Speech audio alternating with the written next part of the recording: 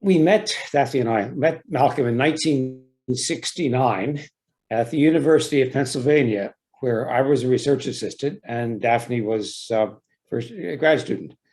Mal was a recent Penn PhD with an extraordinary job. He was working for the US Navy in a room the size of an arena. It contained the largest centrifuge ever built anywhere, or at least the largest one that worked. Its arm was literally longer than a city bus. And at the far end of the arm, he could attach an airplane cockpit. Sometimes he did this with a man inside. And the centrifuge was so huge that if Mal had floored the accelerator pedal, the man would have been squeezed outward against the wall by 50 Gs of pressure, roughly 5 tons. Or at least his corpse would have been squeezed.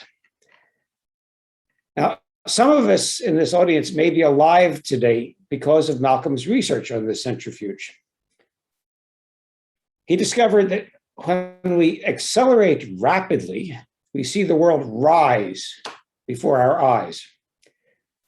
This illusion was killing a lot of people. Imagine you're sitting in the pilot seat of a jet airplane. You're taking off from an airport by the coast to fly across the ocean. Outside, it's nighttime. It's dark, but perfectly clear. So clear that the visibility seems excellent. As you accelerate, this illusion makes everything you see rise before your eyes. Everything rises, so you think you're climbing too steeply. Nothing outside shows you otherwise, because there's nothing out there but water and not enough light to see the water. To climb less steeply, you push forward on the stick. No, now you're no longer climbing. You're descending. You fly into the water. This illusion crashed a lot of planes, mostly fighter jets, but civilian airliners too. Malcolm discovered the illusion and connected it to those crashes. Since then, jet pilots have trained always to use instruments when taking off and never, ever to believe their eyes. After 20 years with the Navy, Malcolm moved to Silicon Valley to work for NASA at their Ames Research Center. There, he could play with the centrifuge to increase gravity, or he could do the opposite. He could cancel gravity by putting his lab inside a jet plane and repeatedly power diving from high altitudes toward the Earth. Malcolm spent his career studying the effect on perception of the extremely high and low G-forces of aerospace, and then applying what he learned to keep people alive, or at least to figure out why they died. The National Transportation Safety Board often consulted him when investigating major crashes. In the world of aerospace science, Malcolm received so many awards that to display all of them, he needed a larger house. So he moved to Oregon. That's where he's talking to us from today. Malcolm?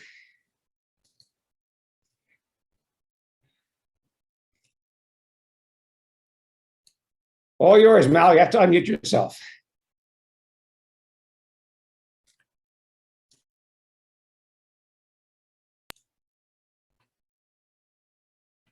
Malcolm, you have to unmute yourself. Bottom left-hand corner.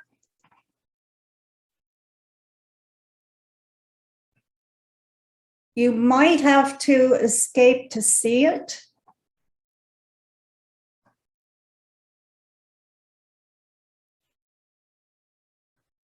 Uh-oh. All right. Can you unmute yourself now, Malcolm? Bottom left-hand corner. There's a red line through the... Thank you, dear. Got it. Okay. Yep. And now I'm going to share my screen. Yep. Oh, wait. I have to get the screen, share it. And I'm afraid I'm not going to get back to where I was because at this point, here we go, share.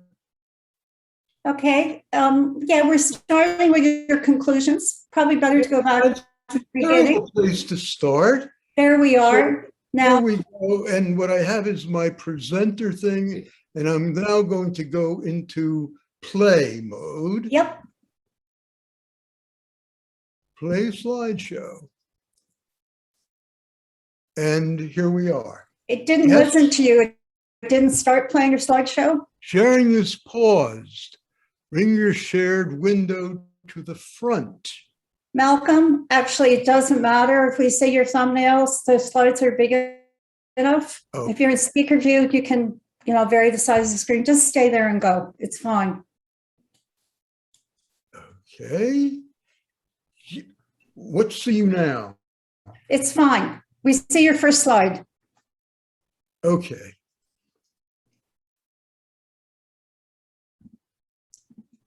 Oh, Lord.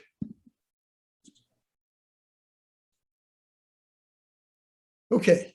It is sufficiently large? It's sufficiently large. It's fine. Don't worry about it. Okay. Well, today I intend to speak with you about planning and conducting future space missions and about the current possibilities of, there we go, conducting a human crewed mission to Mars. And the idea isn't new, and it's not beyond the realm of possibility. An unanswered question for conducting an exploration mission to Mars with a human crew is how much into the future are we going to have to wait before we're ready to conduct this mission? The topic has been explored by literally thousands of science fiction writers, futurists, scientists, engineers, technologists, and space agency planners. In the course of my career with NASA, I've served on several NASA committees involved in planning a human mission to Mars. And mostly from the perspective of NASA's biomedical research program and NASA's human research program, working out of the life sciences division. The need to protect the crew from hostile environments, it's been regarded as a major obstacle for any manned mission. And even when we've contemplated these missions, it's been very clear that we've needed appropriate resources, technology, leadership, and societal will. To date, these underpinnings that are necessary to conduct such a mission have not meaningfully been brought together. And because of that, the mission is unrealized. I'm going to start with my conclusions, unlike most lectures, because I think we should get a feel for where I see us at this time.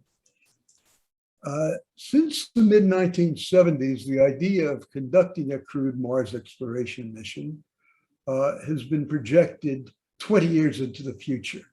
And it doesn't seem to matter too much when in that period between the early 1970s and now the proposal was made, it's still been 20 years into the future.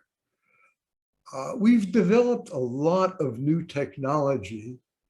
We've advanced in robotics and artificial intelligence, and the costs for such a mission with humans are unbelievably high. Ethical, political, and obviously these cost considerations make a crewed mission to Mars unlikely for the foreseeable future, not just a 20-year period, but I believe beyond. And then I have a little caveat here, namely that conditions on Earth are in constant flux, and these conclusions are subject to change. But let's try to locate ourselves at this point. Oh, one thing, I'm not saying with these conclusions that humanity should abandon all future crewed spaceflight missions beyond Earth. I think that would be very short-sighted. But I am trying to make it clear that, in my opinion, a crude scientific expedition to Mars for exploration purposes and for the purpose of probably trying to enhance our knowledge of the Martian environment and seeking life elsewhere, either extinct or existing, isn't reasonable at this time. I'm trying at this point to get some context about how I'm arriving at my conclusions and how I went about it. And I want you to put yourself in a context here, which is our Milky Way galaxy. And it is amazingly large and foreboding for humans to go beyond where we are, which is on this little arm, not too close to the center, orbiting the sun. This is an illustration, and realize our sun is not at or even very close to the center of the galaxy. The cartoon illustration makes the sun to be much, much larger than it really is in the perspective of this illustration. And in fact, the sun would just be one of many of these little lighter colored dots in this galaxy. It would probably, in fact, disappear into the background. But this is an artist's conception of where we are at this point. Now, I think it's important to have some ideas about where we are. And historically, cosmologically, we have strong evidence to believe that the Big Bang occurred 13.8 billion years ago or so. The universe contains the order of 2 trillion galaxies, and the Milky Way galaxy is believed to contain between 2 and 400 billion stars. Current estimates are that around 150 billion stars are orbited by Earth-like planets, that is, solid planets, around suns that may or may not be in what's considered to be the Goldilocks zone, that is, an orbit that could support liquid water. We're talking now about life as we know it. And a few of them are within that range. And we really don't know where we can find life in this vast, vast universe. But we can see here that the sun and the earth formed roughly 4.6 billion years ago, and life began on Earth with some strong evidence for it about 3.8 billion years ago, less than a billion years in the history of the Earth. And then we have a series of conjectures. And the conjectures that most astrobiologists operate under are the notion that conditions similar to Earth will produce chemical evolution, and eventually primitive life forms will emerge. The idea also is that simple life forms will become more complex, and that what we have here on Earth among humans, which we flatter ourselves being intelligence, that it's an emergent quality of complex life forms, and we're just one example of intelligence emerging. So given the scope and size and unbelievably large numbers of possible locations, the chances of life being elsewhere in our galaxy are very high, and in our universe, extremely high. I want to credit astrobiologist Dave Demery for developing the chart that's on the screen now. Dave is one of my former colleagues at NASA Ames, and Dave was a pioneering researcher on stromatolites, which are calcium-rich, which are simple organisms that lived in Precambrian rock, calcium deposits. They're a type of cyanobacteria, and they're believed to be the oldest form of life on Earth. And in fact, they're still being formed in lagoons in Australasia, and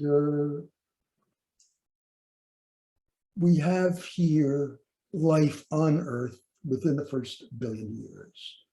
What you have to notice on this chart, however, is that humans are an extremely recent phenomenon. And here we are looking back with tools that are barely adequate to get an idea of what our cosmology is.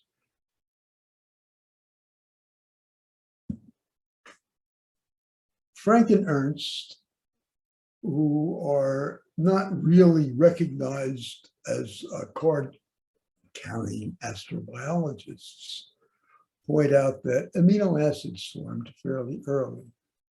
And the warning here is that the amino acids could develop into more complicated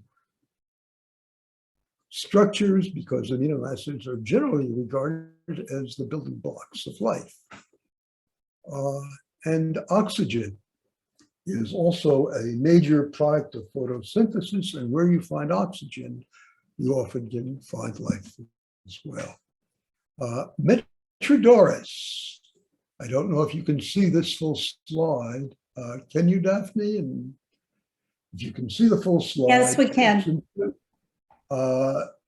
Metrodoris of Chios, he lived before Socrates, and he accepted the idea of the plurality of worlds, and also he was an actual working philosopher in the atomistic school. And you can see he flourished in the 4th century BC. And the idea here is that here we are on planet Earth. To think of us as being really special and alone, given the vast numbers involved, is kind of naive. So let's put ourselves in perspective and ask the question, where else might life exist? Perhaps future space exploration and, in fact, the continuation of human civilization may rest on any answers we may get where life can exist.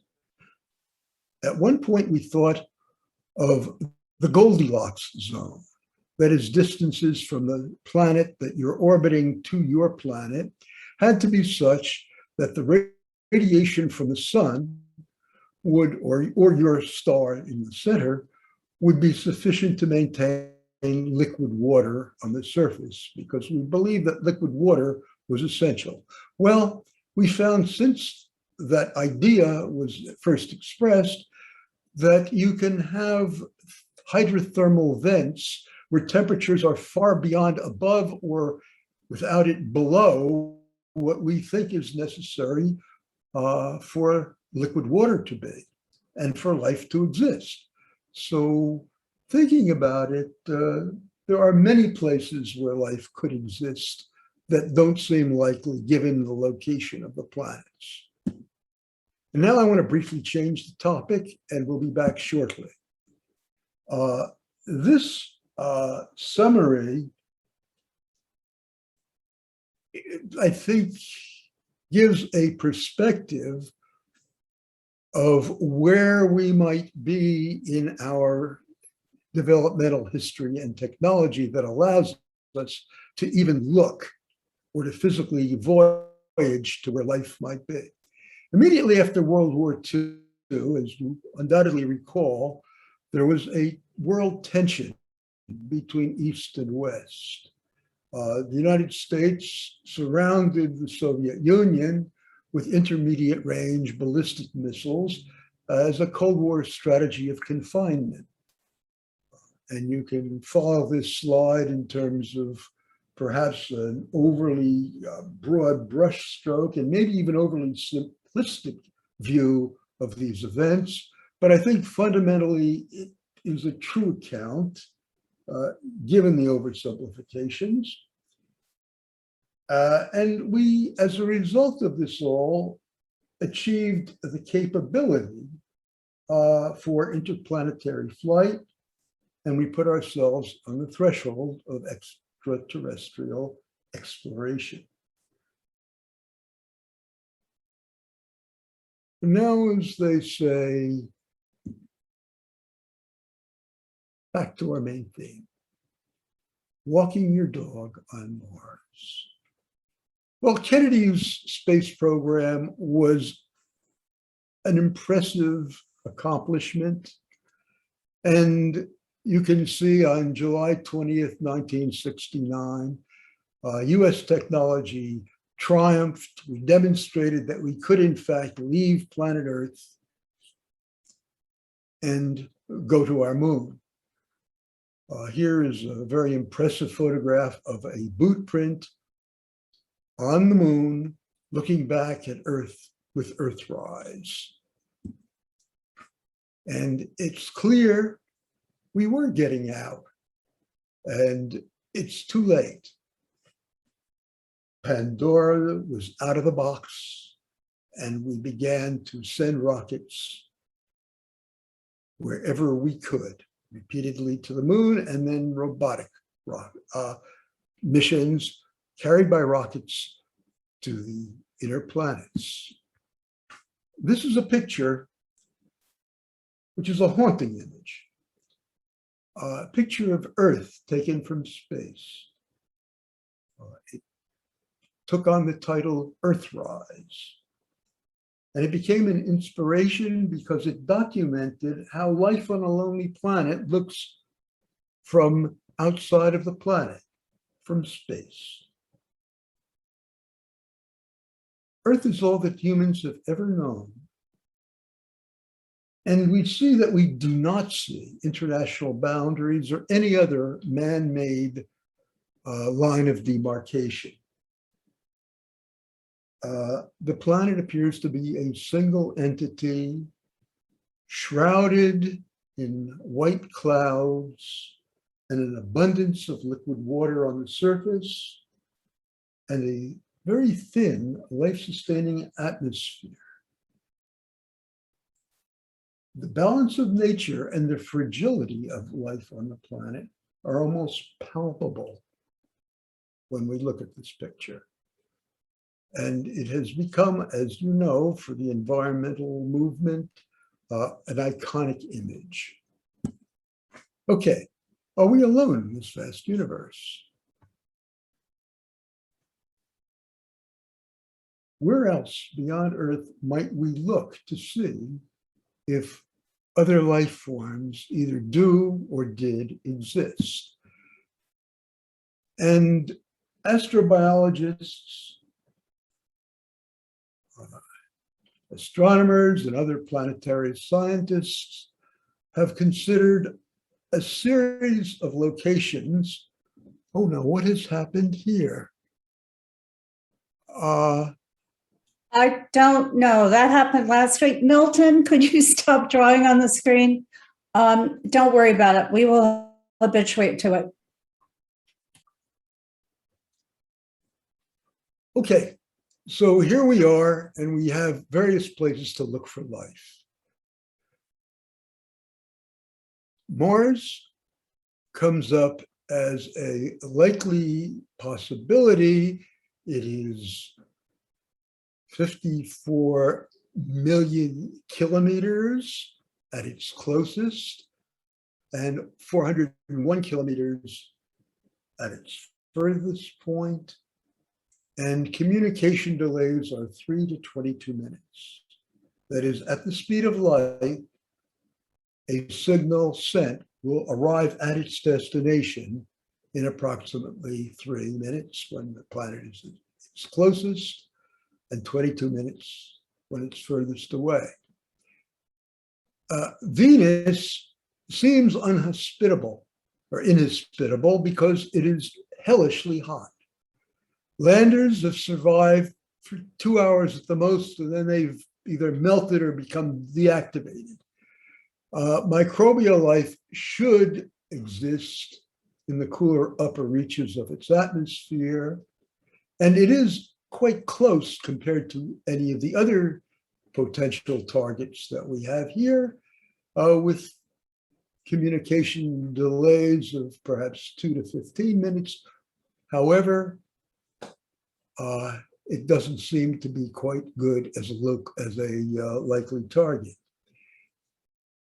Europa, which is Jupiter's fourth moon, is a very likely place to find simple life. Possibly more water exists immediately below the surface than in all of the Earth's oceans combined. The distance is quite huge and the communication delays are large. You've got to get out as far as Jupiter, but beneath the surface of Europa, you may be able to detect liquid water because you have a thick layer of ice. Enceladus, which is Saturn's sixth largest moon, has similar conditions, and it's even further away, as you can see. And with communication delays as long as they are, that means that a round trip message at its furthest point would take 5.2 hours. Makes it unlikely to be able to interact with a robot or any kind of a creature that's put on or beneath the surface. So it seems unlikely, and Titan sits into the same category. Those markings are still here. Is there any way to get rid of them? They were named for Milton Charlton when they came on. This happened last week too. I have no idea how it happens. Let me just see. I can annotate your slides. Let me see. They're disappearing. They disappeared. They disappeared. Okay. I'm going to attempt something. Namely, I'm going to attempt to get rid of my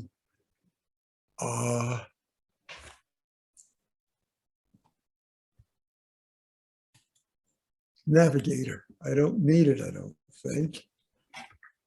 It's okay, Malcolm. Just keep going. I will, and I'll go a little bit faster as we go and I get more into this, but it's not bothering anybody, so why don't you just keep going? Okay. Well, the issue then is why Mars? Of the targets that we've seen, Mars seems to be the most likely to seek extant or extinct life. It's the most habitable planet in the solar system beyond Earth. There have been nearly 50 orbital lander, rover, and recently, as you may recall, drone aerial missions surveying the planet. We have a very good idea of the terrain on Mars, the environmental conditions, temperatures, that the soil contains water, that life support systems could work there. There's adequate sunlight if we had solar cells.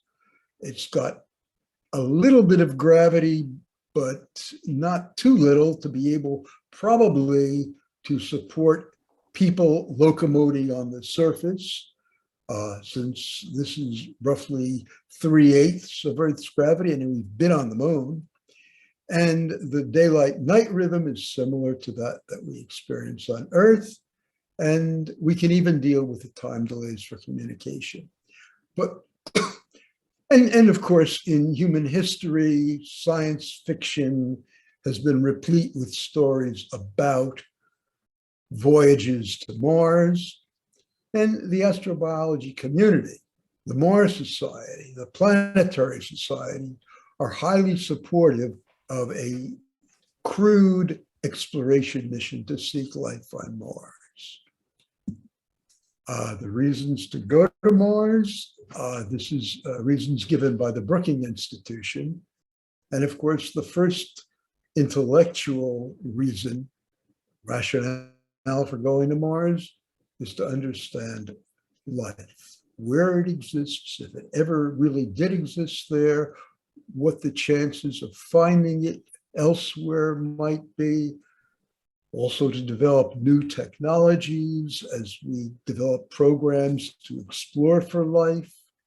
And then the Brookings Institution, because it's the Brookings Institution, talked about the possibility of a crewed mission to Mars to encourage space tourism, facilitate space mining, and generally to advance science. I don't know how convincing any of this is, but the popular press has expanded on it. And because of this, we've taken on an approach to be both cautious and bold. Robotic exploration, using robots before we have people with boots actually go to these places. And there are reasons for robotic exploration, but in terms of the human psyche, human exploration really expands our view of ourselves, stimulates people to look at what are the possibilities of other life forms, can we actually interact with them? And ultimately, with a human mission, you're going to have a change in how the crew functions compared to how space crews have functioned in the past. And it's the realization of a long-term dream. However, since 1962, we've experienced more than 60 proposals from various space agencies and governments around the world.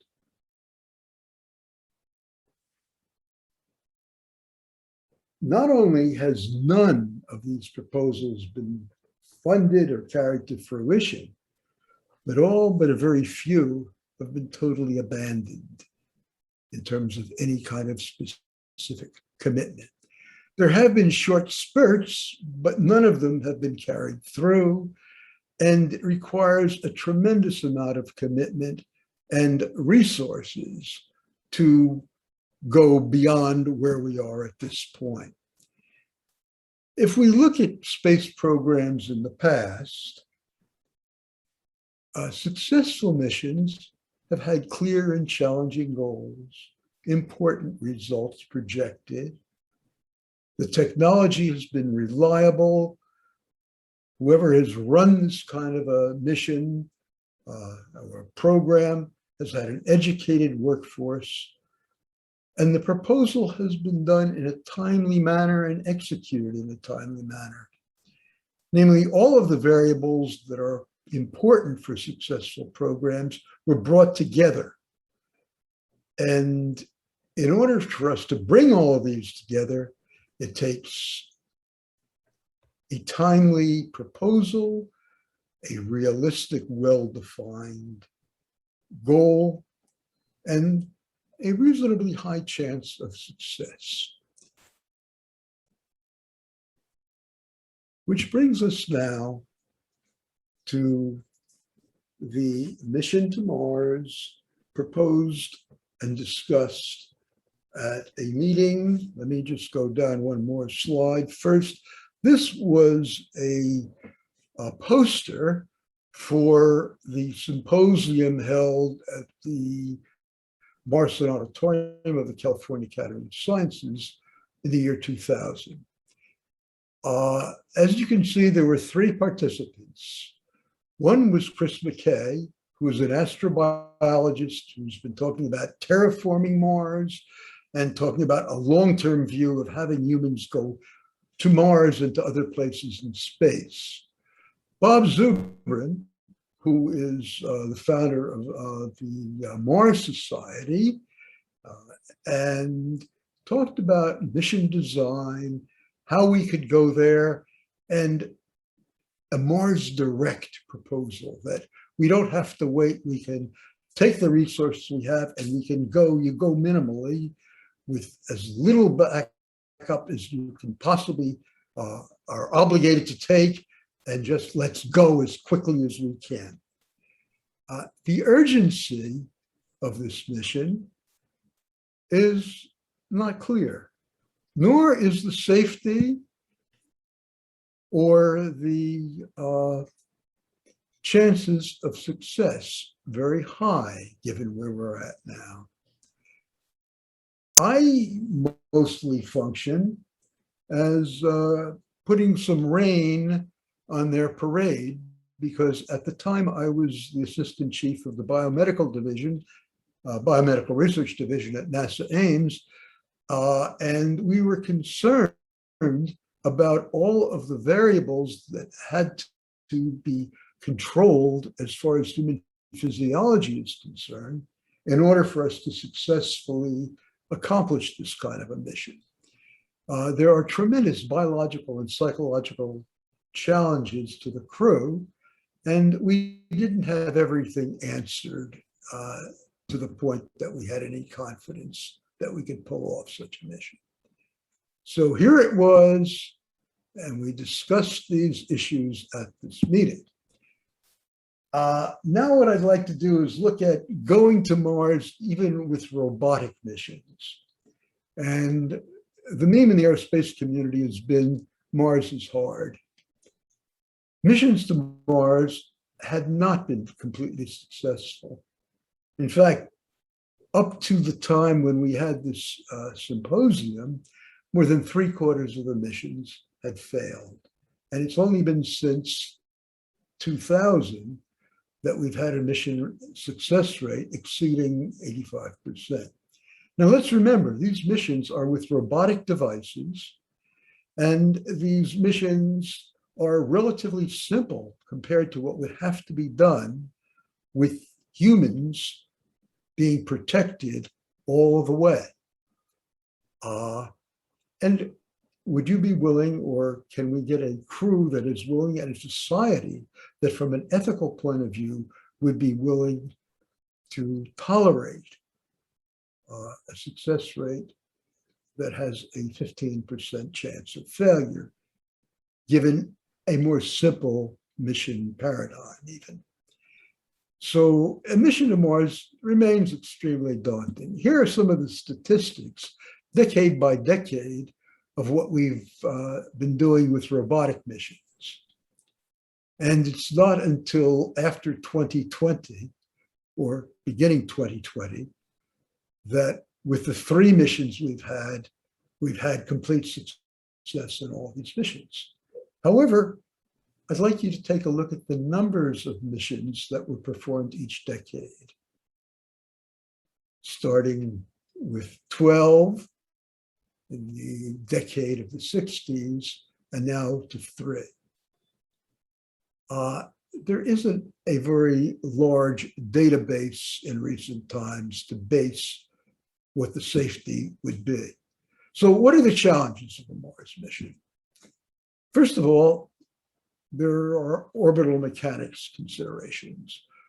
The distance between Mars and the Earth varies greatly, as we can see, and I'm going to try to discuss some of these issues.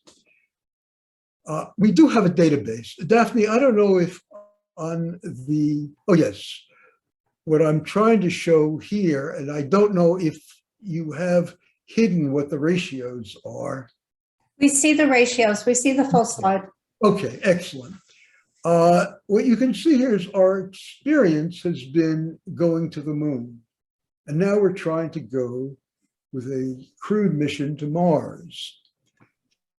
And clearly, the ratio of Mars to the moon hovers around 2 orders of magnitude.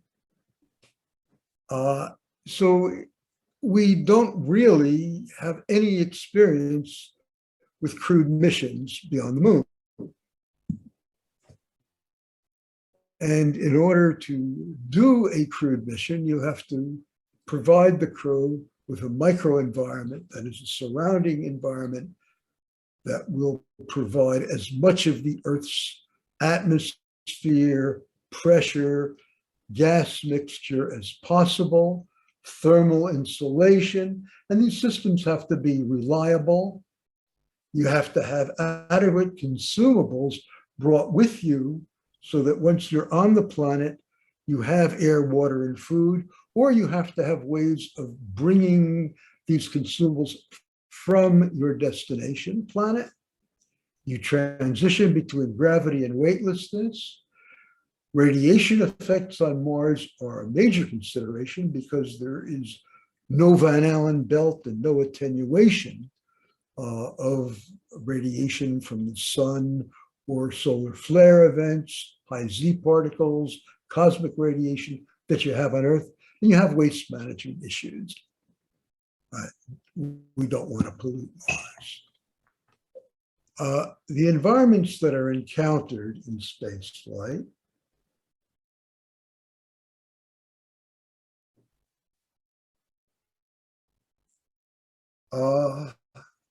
are severe. And again, you have to overcome these challenges if you're going to have people going to Mars. You need a breathable atmosphere, you need temperature and pressure control, which requires insulation and constant heat. The radiation shielding has to be provided for your crew, and you have to deal with transitions in the force of gravity for a long term when you're in orbit, to the G-loading of landing, to functioning in less than Earth's gravity while you're on the surface, and the reverse to come home if it's a round trip. Going way back in NASA's history, there was a commission, which was the Kitty Commission, which made recommendations for keeping people alive in space. And they wanted to conduct investigations that would protect people, study the effects of space flight, and look at each of the physiological systems, understand the biological effects, and overcome the adverse effects of space flight in long duration missions, such as would be required for a flight to Mars, to overcome these effects so that the people would remain functional and could return safely. I might say in passing that some people had suggested one-way missions to explore Mars. And I'm sure that there would be some volunteers for that. But after the Kitty Commission was first formed, in 1961, NASA actually developed, which they did not have prior to this point, a biomedical research office where they conducted studies at Ames Research Center and Johnson Space Center to determine what the effects of long-term space flight were. And Ames looked at fundamental mechanisms primarily, and Johnson Space Center concentrated on applications for crewed space flight. These are some of the physiological systems that are affected by long-term exposure to the weightlessness of flight that would be endured for a period of between 6 and 9 months on the way to Mars and on the way back. Your muscles are adapted to function pretty well on Earth. When you go into space, all of your muscle mass has to be redistributed, and it's not necessary. Your heart is accustomed to pumping blood uphill since we're bipedal animals, and there is no up or down in space. And so the cardiovascular system deconditions. You're in a very tight, closed environment, And the immune system integrity is degraded because you do not have as many challenges to your immune system in this closed environment.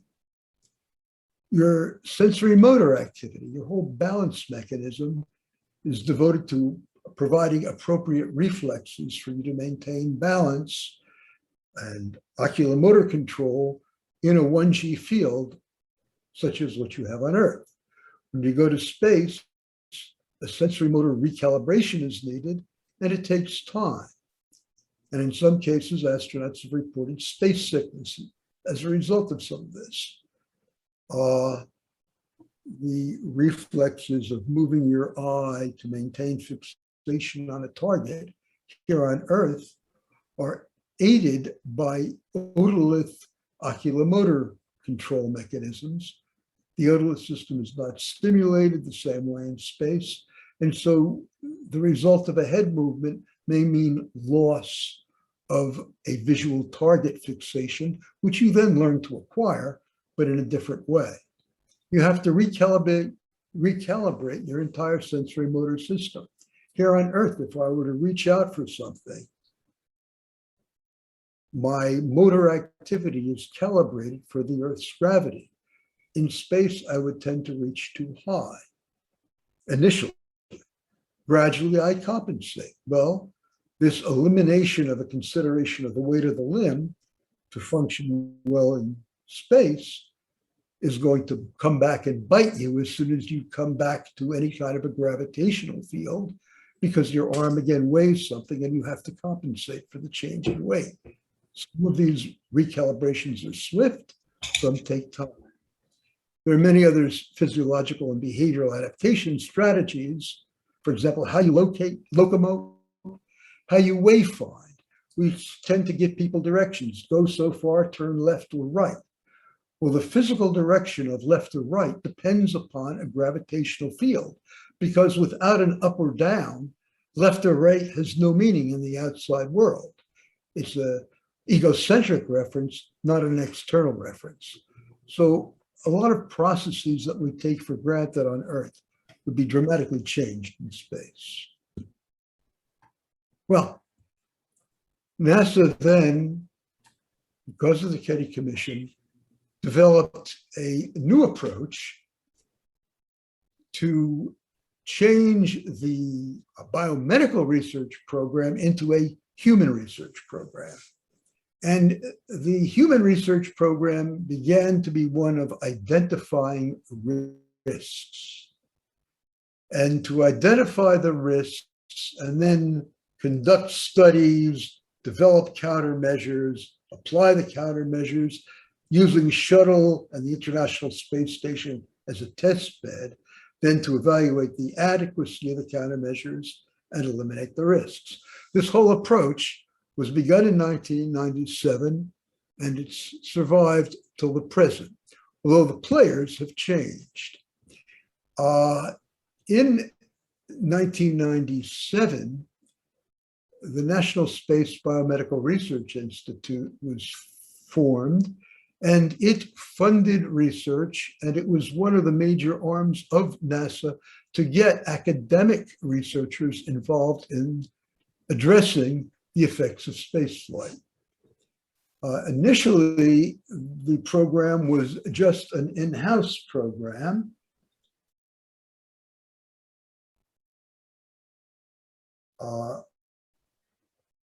But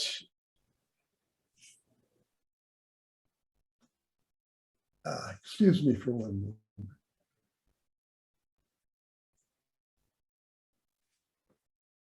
Okay, originally the program in NASA was an in-house program, but with the NSBRI being added to the program and with this transition, there was funding for researchers in academic institutions as well as in the NASA in-house laboratories as part of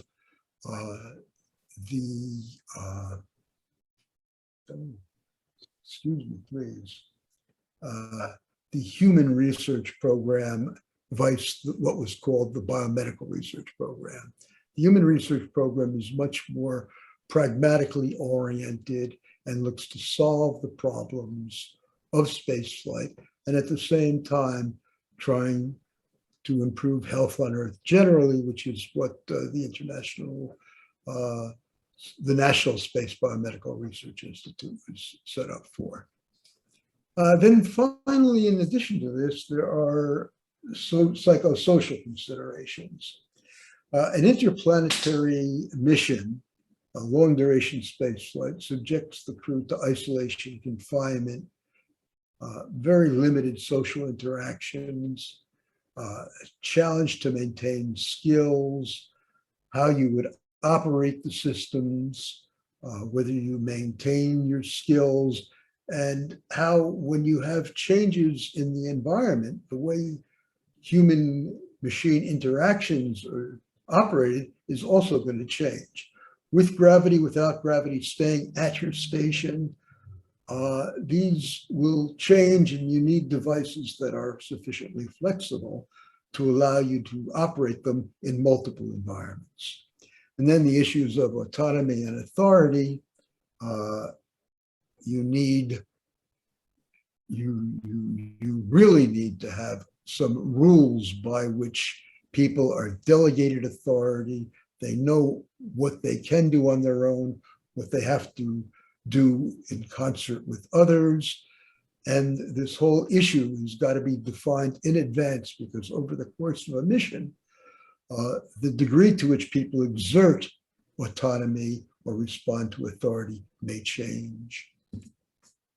The International Space Station has been a major test bed for looking at the effects of long duration space flight on humans.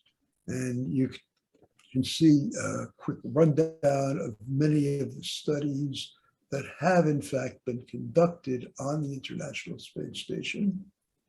And these studies have given invaluable information to mission planners in terms of what we can do and what we're not quite ready to do. But at this point, a few things become very clear.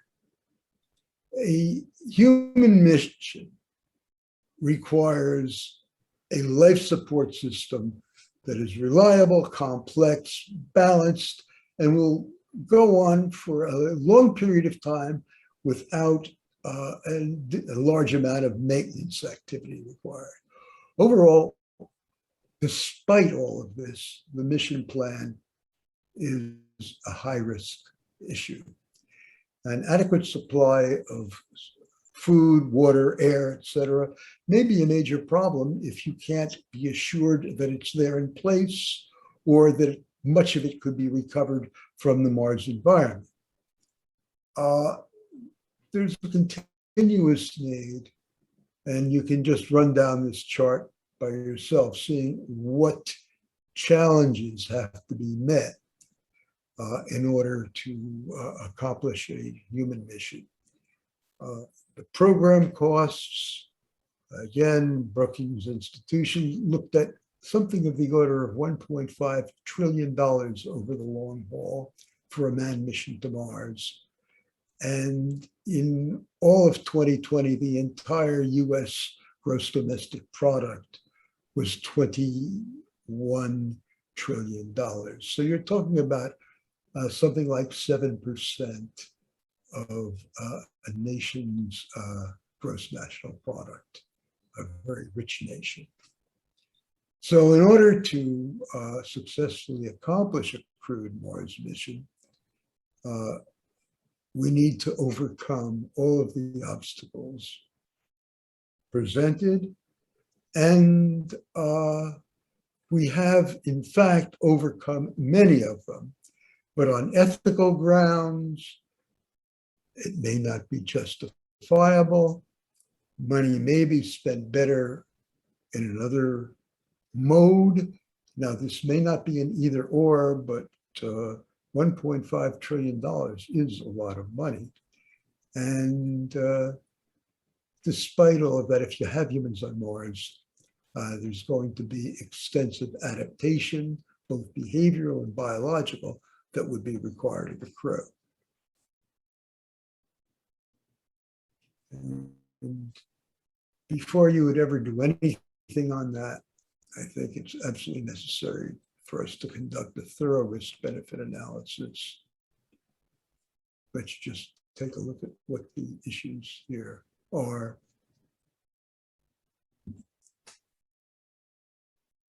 And we have the old problem of 20 years into the.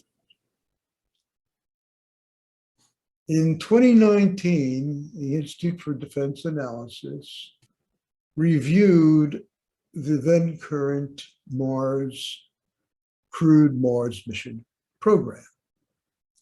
And they've come to the conclusion that 2039 at the earliest is a reasonable target date as of 2019, and we've slipped since then. So a human Mars mission looks like it's 20 years into the future, and it was 20 years into the future more than 20 years ago. And let's take a look at what the conclusions of my talk would be. The crewed Mars mission has been projected 20 years into the future. The need for such a mission has diminished because what we've done is developed new and better robotics, better artificial intelligence. We've wedded them together, and we have more capability to do this kind of a mission without rather than with a human crew. Okay, here we are in 2021 with the depressing ideas presented by the Institute for Defense Analysis, the depressing conclusions of modern American history, and news, roughly 3 weeks old. China now has entered the arena. They aim to send a crewed mission in 2033. This is a new player with new tools and new motives. I certainly hope that it's not going to be the beginning of a new Cold War space race. But as you can see, they have a detailed plan that they're beginning to advance. And China probably does have both the resources and the technology that the United States had.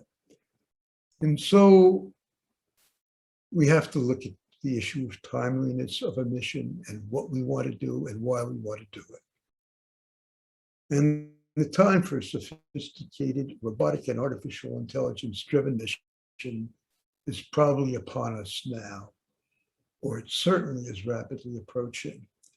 If we want to seek life on Mars, maybe the best thing to do is to increase our current process of using robotics, flybys, landers, and drones with enhanced capabilities and just keep searching, because the other approach with a human mission to Mars is extremely expensive and high risk. And thank you for your attention.